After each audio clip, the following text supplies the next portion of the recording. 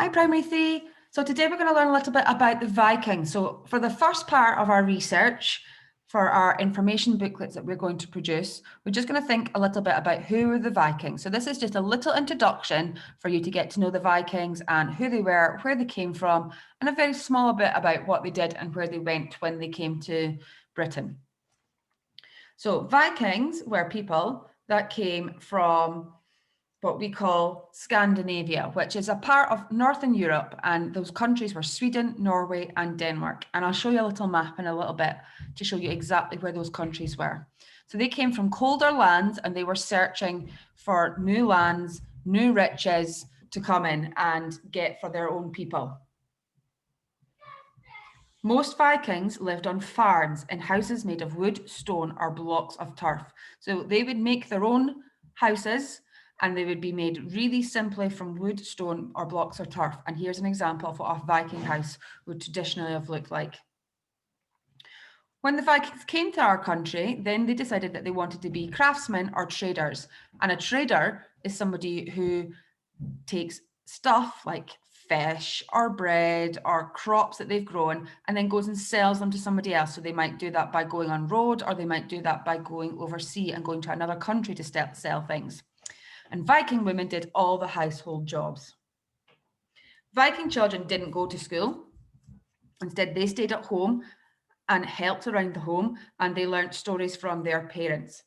So they didn't get to go to school. There was no such thing as schools and teachers when the Vikings were around. Now, the Vikings, because they had come from cold countries, wore clothes made of cloth, leather, and fur. And they really liked wearing jewellery. So you would always see men and women wearing lots of Viking jewellery. And what we found nowadays is that when we try and dig for some old Viking jewellery, you'll find that they had some lovely and beautiful jewellery that they used to wear. Now, they ate a lot of meat. And again, because there wasn't other materials, they ate off wooden plates and drank from horns. So they would have horns from animals and they would drink beer or something else or water, and they would drink them from the horn. So they wouldn't use cups like you and I did. Now, they were great sailors who travelled all over Europe in what they called Viking longships. And in a few weeks' time, we're going to be learning a little bit more about Viking longships, and we might even be trying to make our own Viking longships. Now, here's the map that we were talking about earlier. So you can see Norway, Sweden, and Denmark are the countries in pink. So they're what we call Scandinavia, or parts of Scandinavia.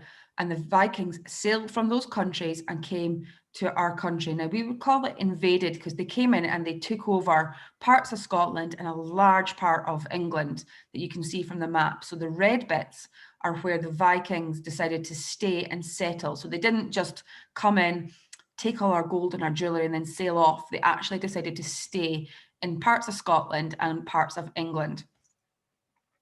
When they did come over to start with, they would come over to steal things. So the places that they had the most treasures in them were churches or monasteries, because they would keep a lot of the gold, and they killed many monks to get to their gold. So they were quite savage, and they would kill quite a lot of people to get what they wanted, and they would set all the homes on fire, and they would steal all the gold from the churches that they were invading.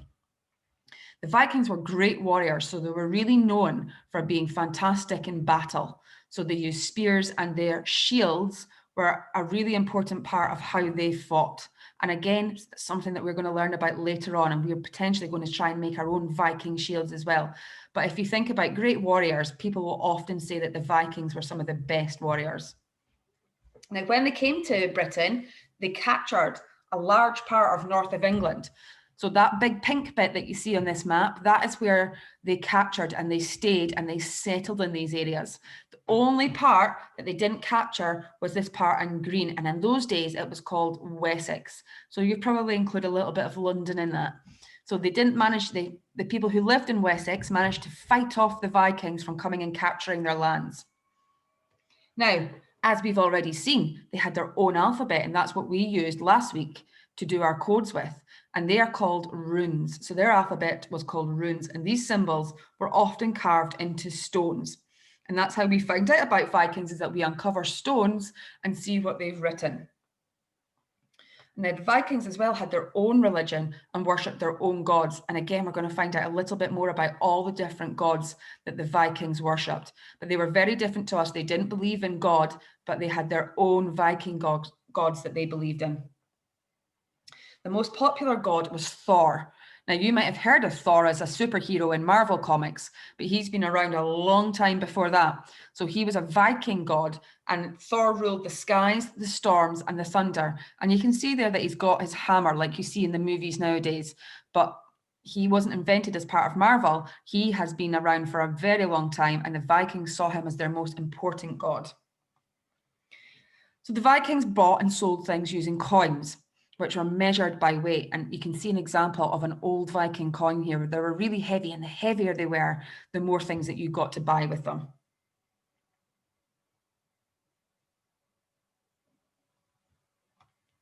Now, because they invaded quite a lot of England, you'll find a lot of names of the towns that we call now that have been Viking settlements. So any towns that end in Thorpe or by will be towns that have been invaded and settled by Vikings. So if you want to have a look, you can have a look at a map of Britain and see how many towns you can see that you think might have been invaded by Vikings if they end in by, Thorpe, or A.